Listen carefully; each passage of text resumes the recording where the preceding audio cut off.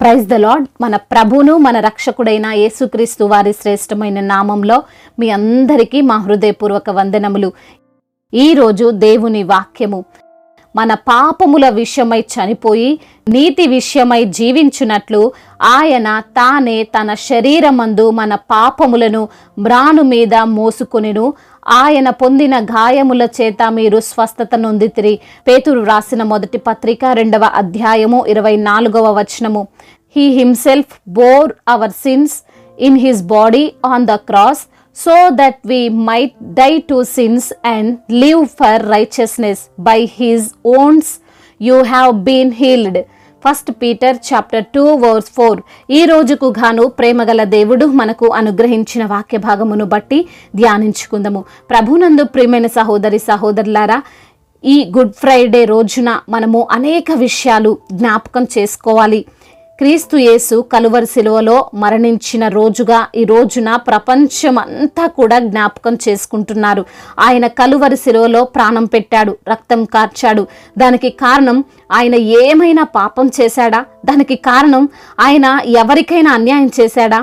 ఆ రోజుల్లో ఇలాంటి శిక్షను అందరికీ వేసేవారు కాదండి. చాలా ఘోరమైన పాపము చేసేవారికి, కరుడుగట్టిన ఉగ్రవాదులకు వేసే శిక్షను ఆయనకు వేశారు. యేసయ్య ఒక సందర్భంలో అంటాడు కదా, నాలో పాపముంది అని ఎవరైనా స్థాపించగలరా అని.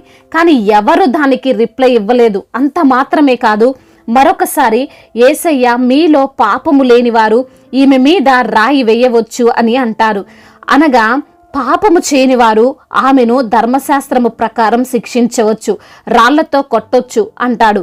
ఆ సమయంలో చిన్న పిల్లలు మొదలుకొని పెద్దవారి వరకు ఒక్కరు కూడా లేకుండా వెళ్ళిపోయారు. కానీ యేసయ్య ఒక్కడే మిగిలుంటాడు. అనగా ఆయనలో ఏ పాపము లేదు. అందుకే ఆయన అంటాడు, నేను నిన్ను శిక్షించను అని. మన యేసయ్య పాపరహితుడిగా ఈ లోకంలోనికి వచ్చాడండి, జీవించాడండి.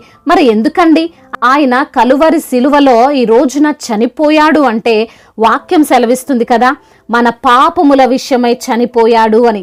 ఆయన చేసిన పాపాలు కాదు, ఆయన ఇంటి వారి కోసం కాదు, లేదా ఆయన స్వలాభం కోసం అస్సలే కాదు.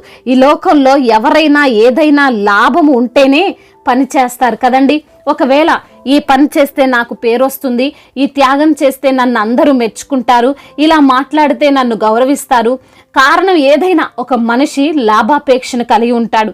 కానీ మన ప్రభువు ఏ లాభం లేకుండా, దేనికి ఆశించకుండా మన కోసం మ్రాను పైన వేలాడాడు.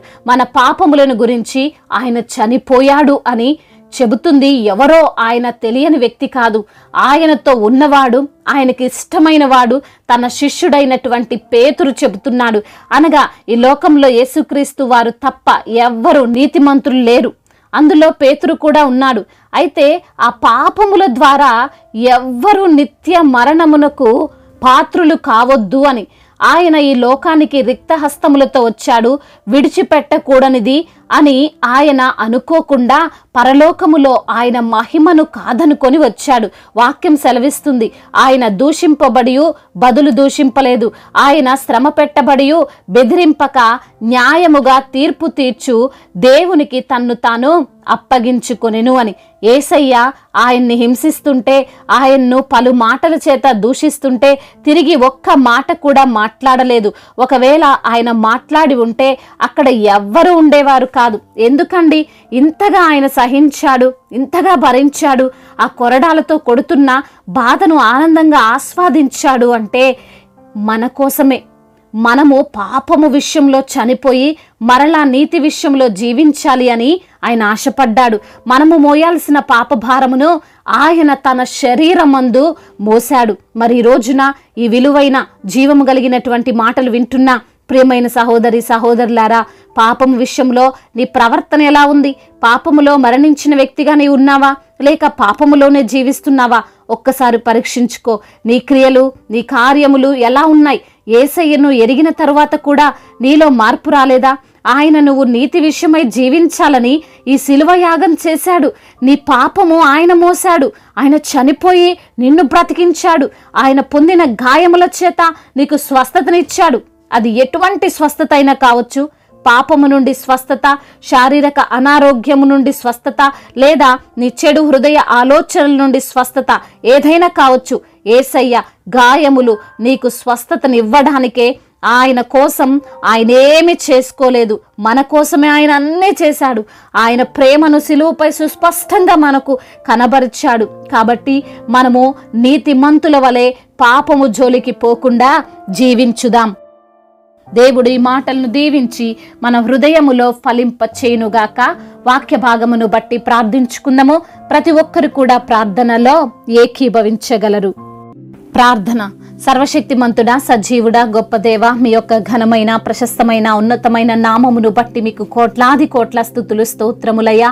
మా పాపము విషయమై చనిపోయి నీతి విషయమై జీవించినట్లు ఆయన తానే తన శరీరమందు మన పాపములను మ్రాను మీద మోసుకొనెను.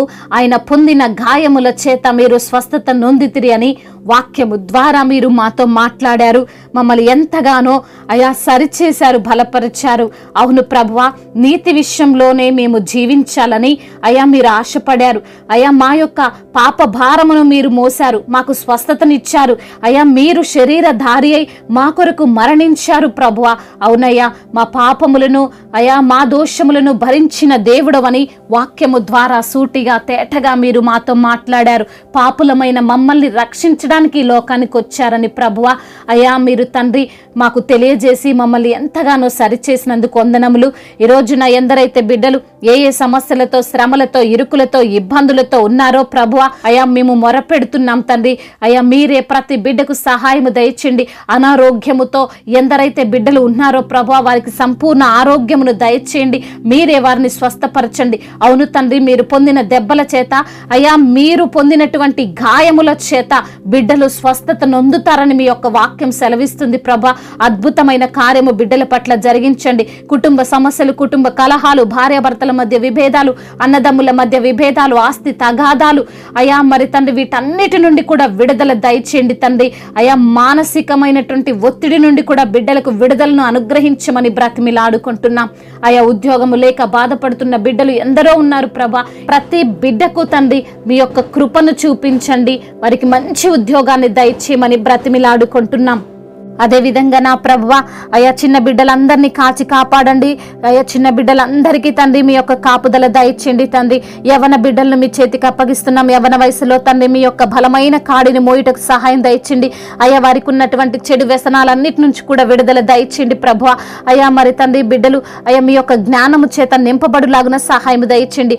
అయా బిడ్డల వివాహాల విషయంలో తండ్రి మీ యొక్క చిత్తం ఏంటో వారికి బయలుపరచండి. మీ చిత్తానుసారంగా వారి వివాహము జరుగునట్లుగా సాటి అయిన సహకారాన్ని వారికి మీరు అనుగ్రహించమని బ్రతిమిలాడుకుంటున్నాం. అయా గర్భిణీ స్త్రీలను మీరు దీవించండి. తల్లి బిడ్డలకు క్షేమాన్ని దయచేయండి. గర్భఫలము లేని బిడ్డలను మీరు జ్ఞాపకం చేసుకోండి. వారికి సంతానాన్ని మీరు అనుగ్రహించండి. అదేవిధంగా నా ప్రభువా ఇప్పుడే పుట్టిన చంటి బిడ్డలను జ్ఞాపకం చేసుకోండి. బిడ్డలకు సంపూర్ణ ఆరోగ్యాన్ని దయచేయండి తండ్రి. అయా అదేవిధంగా నా ప్రభువా ఎందరైతే బిడ్డలు బిజినెస్ చేసుకుంటున్నారో వారి యొక్క బిజినెస్ అంతటినీ తండ్రి అయా మరి తండ్రి అభివృద్ధి పరచండి తండ్రి. అదేవిధంగా అనేకులకు ఆశీర్వాదకరముగా వారిని మీరు నిలవబెట్టుకోమని బ్రతిమిలాడుకుంటున్నాము తండ్రి. అదేవిధంగా నా తండ్రి రక్షణ లేని ప్రతి బిడ్డకు రక్షణ దయచండి. మారు మనసు లేని ప్రతి బిడ్డకు మారు మనసును అనుగ్రహించండి. ఇంకా బాప్తీసం పొందని బిడ్డల హృదయాలను మీరు ప్రేరేపించండి. మీరు రాకడకు అయా సిద్ధపడినట్లుగా ప్రతి బిడ్డ హృదయాన్ని తండ్రి మీరు తాకమని వేడుకుంటున్నాం తండ్రి. అదేవిధంగా నా ప్రభువా అయా ఎందరైతే బిడ్డలు ఈ రోజున ప్రయాణాల్లో ఉన్నారో వారి ప్రయాణం అంతటిని సుఖముగా సౌఖ్యముగా జరుగునట్లుగా అయా మీరే వారికి తోడుగా ఉండి నడిపించినట్లుగా సహాయం దయచేయండి నా ప్రభువా. అదేవిధంగా నా ప్రభువా అయా ఎందరైతే తండ్రి ఈ రోజున నా తండ్రి అయా విధవరాండ్లుగా ఉన్నారో వారిని బట్టి ప్రార్థిస్తున్నాము తండ్రి. విధవరాల పక్షాన న్యాయము తీర్చే దేవుడు, అనాథలను అభాగ్యులను ఆదుకునే దేవుడు, ప్రతి ఒక్కరికి మీరు తోడుగా ఉండే దేవుడు, కోర్టు సమస్యలు, ల్యాండ్ సమస్యలు అన్నిటి నుంచి విడిపించే దేవుడు, నీవు న్యాయకర్తవైన దేవుడు తండ్రి. వారికి అనుభవిస్తున్న ఆ బాధలన్నిటి నుంచి కూడా విడుదల దయచేయండి. అయా మా భారతదేశమును సమాధాన దేశముగా, సఖ్యత కలిగినటువంటి దేశముగా, ఎటువంటి తారతమ్యాలు లేనటువంటి దేశముగా మా భారతదేశాన్ని మీరు నిలవబెట్టండి. అదేవిధంగా ఇతర దేశాల్లో ఉంటున్న ప్రతి బిడ్డకు మీరు తోడుగా ఉండండి అయ్యా. ఇంకా ఎందరైతే బిడ్డలు విరిగి నలిగిన హృదయముతో ఉన్నారో ప్రభా, వారి హృదయ అంతరంగములు ఎరిగిన దేవుడు తండ్రి, ప్రతి ఒక్క బిడ్డతో అయ్యా మీరే ఉండి అయ్యా మీరే వారిని నడిపించి ధైర్యపరచి బలపరిచి స్థిరపరచమని తండ్రి, ఇంతవరకు చేసిన ప్రార్థన అంతటిని మీ పాద సన్నిధిన చేర్చుకోమని మానాథుడు సర్వశక్తిమంతుడు సజీవుడైన యేసుక్రీస్తు వారి నామంలో ఈ ప్రార్థనను అడిగి వేడుకొని పొందుకొని ఉన్నాము మా ప్రియ పరలోకపు తండ్రి. ఆమేన్. ఈరోజు పెళ్లి రోజు మరియు పుట్టినరోజు జరుపుకుంటున్న వారందరినీ దేవుడు దీవించి సకల మేలులతో సకల ఆశీర్వాదములతో కృపాక్షేమములతో శాంతి సమాధానముతో దేవుడు మిమ్మల్ని నింపునుగాక. మీ యొక్క ప్రార్థన అవసరతలను మాకు తెలియజేయగలరు. మీ కొరకు మేము తప్పక ప్రార్థిస్తాము. మొదటిసారిగా మన యొక్క ఆదరణ వాక్యం చూస్తున్నట్లయితే తప్పకుండా సబ్స్క్రైబ్ చేసుకోగలరు. ఈ వాక్యం మీకు ఆశీర్వాదకరముగా ఉండినట్లయితే అనేకులకు కూడా ఈ వాక్యాన్ని పంపి మీరు కూడా దేవుని యొక్క రాజ్య సువార్తలో పాలిభాగస్తులు కావాలని దేవుని పేరట మనవి చేసుకుంటున్నాను. May God bless you all. దేవుడు మిమ్మల్ని దీవించి బలపరిచి స్థిరపరచునుగాక.